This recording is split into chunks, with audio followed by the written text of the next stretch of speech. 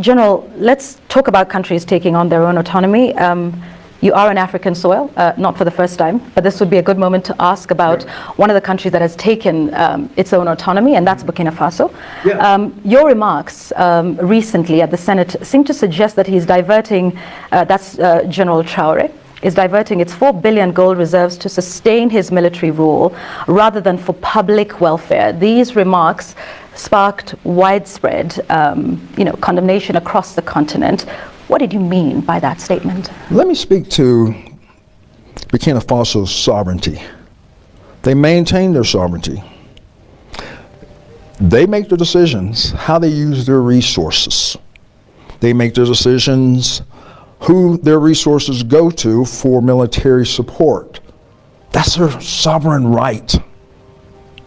But my cautionary tale was just from a military perspective. That was a Senate Armed Services Committee asking me a direct question. Burkina Faso, a lot of great things going on to progress them forward, okay?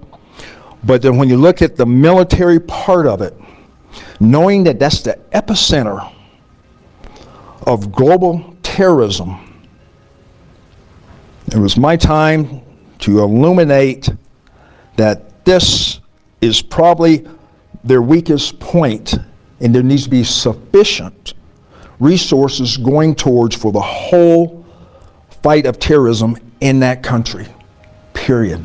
They make their decisions though. That's their sovereignty, their sovereign right to make their decisions, what is appropriate, what's not.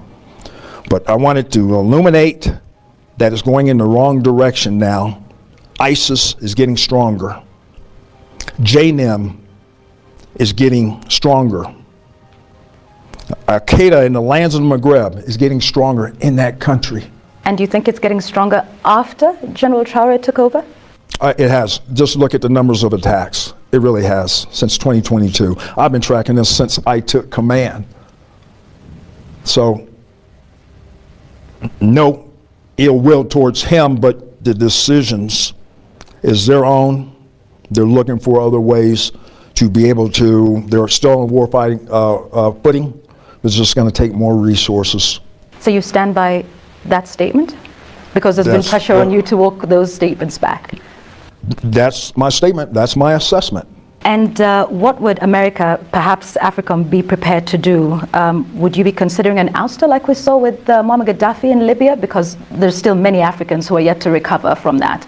If this is a bigger threat, as you say, in Burkina Faso, what is AFRICOM prepared to do about it?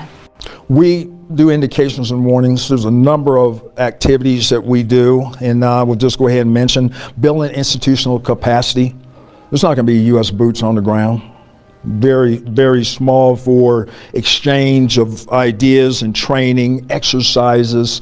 Over time, that builds institutional capacity and capability in these armies. There, AFRICOM, we're working towards a burden sharing and a burden shift for their independent operations. That's our goal. We have the shared objectives because these same terrorist groups can threaten our homeland. So we're in concert. I was just an African Lion over in Morocco. A number of countries working together to be able to address. Is Burkina Faso invited here today for this conference? Yes. Yes.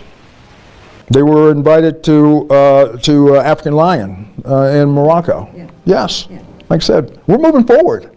Okay. We're moving forward because we have that shared goal of defeating terrorism. Right. Speaking of that, because the reaction out of the statements that you made about Burkina Faso were several African leaders feeling you are speaking on sovereignty issues that America shouldn't be, and as a result, there are those who see the role of Africa as less of a partner in, the war against, shared threats, as you mentioned, and more of a protector of Western or American economic interests that allows access to Africa's vast mineral resources, and as more of a paternalistic relationship than one of respect amongst peers. What would you respond to that? I respond that there's others on the globe that do that. There's others on the globe that do that. I'm not even bring it up. We should even already know, okay? But I'm going to bring that up. Okay. We respect the sovereignty. We respect their decisions. We respect their decisions of who they choose as a security partner. and then we measure the common denominator that's keeping these countries across the Sahel from progressing forward. You know, in 2050, you know, the largest workforce on the globe is going to come out of the continent of Africa. The youth need hope. They need peace and stability so they can hit their potentials. That's a long-range goal of AFRICOM as we look to help these countries set those conditions for stability and security so prosperity can be presented to all the populations and the youth. Pan-Africanism is real and it's strong, and there's an opportunity to come up on the global stage, and this continent can do it. That's what we really envision. So you're not concerned about China and Russia expanding their military and economic influence across the continent? We are concerned about it, yes. What about it concerns you? Well, you know, their influence. Their influence may not be looked upon as being a positive influence. For who? For America or for Africa? Well, for Africans, okay? And then, so Americans have that have that in mind, that for the African people and across all countries, be able to hit their maximum potential and independence and sovereignty and also freedoms by rules-based international order, being able to get on the global stage and take a leadership role and provide for the people in peace and stability. Some of those aims are not the same as the approach of those other countries on the global stage.